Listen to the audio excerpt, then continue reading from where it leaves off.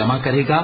بے شک اللہ ہر چیز پر قادر ہے۔ اور تم جہاں سے نکلو نماز میں اپنا منہ مسجد حرام کی طرف کر لیا کرو، بے شبہ یہ تمہارے پروردگار کی طرف سے حق ہے، اور تم لوگ جو کچھ کرتے ہو اللہ اس سے بے خبر نہیں۔ اور تم جہاں سے نکلو مسجد حرام کی طرف منہ کر کے نماز پڑھا کرو، اور مسلمانوں تم جہاں ہوا کرو اسی مسجد کی طرف رخ کیا کرو۔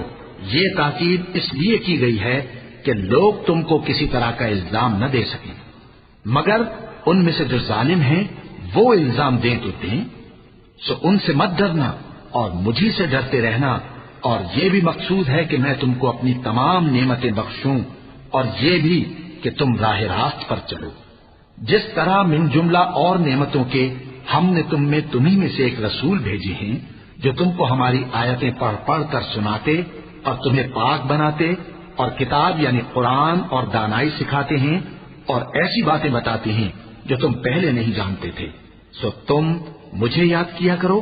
میں تمہیں یاد کیا کروں گا، اور میرا احسان مانتے رہنا اور میری ناشکری نہ کرنا۔ اے ایمان والو،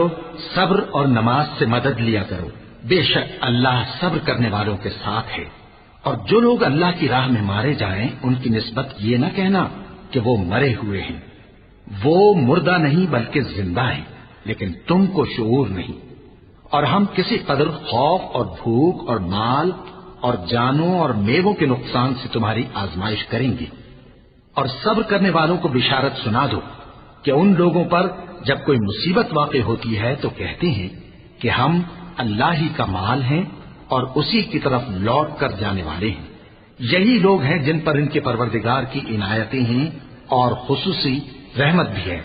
اور یہی سیدھے رستے پر ہیں۔ بے شک کوہ صفا اور مروہ اللہ کی نشانیوں میں سے ہیں، تو جو شخص خانہ کعبہ کا حج یا عمرہ کرے اس پر کچھ گناہ نہیں کہ دونوں کے درمیان چکر لگائے، بلکہ یہ ایک نیک کام ہے، اور جو کوئی نیک کام کرے تو اللہ قدردان ہے، دانا ہے۔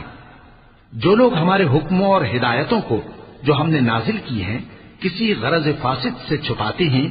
باوجود کہ ہم نے ان کو لوگوں کے سمجھانے کے لیے اپنی کتاب میں کھول کھول کر بیان کر دیا ہے، ایسوں پر اللہ اور تمام لعنت کرنے والے لعنت کرتے ہیں۔ ہاں، جو توبہ کرتے ہیں اور اپنی حالت درست کر لیتے ہیں اور احکام الہی کو صاف صاف بیان کر دیتے ہیں تو میں ان کے قصور معاف کر دیتا ہوں، اور میں بڑا معاف کرنے والا بڑا مہربان ہوں۔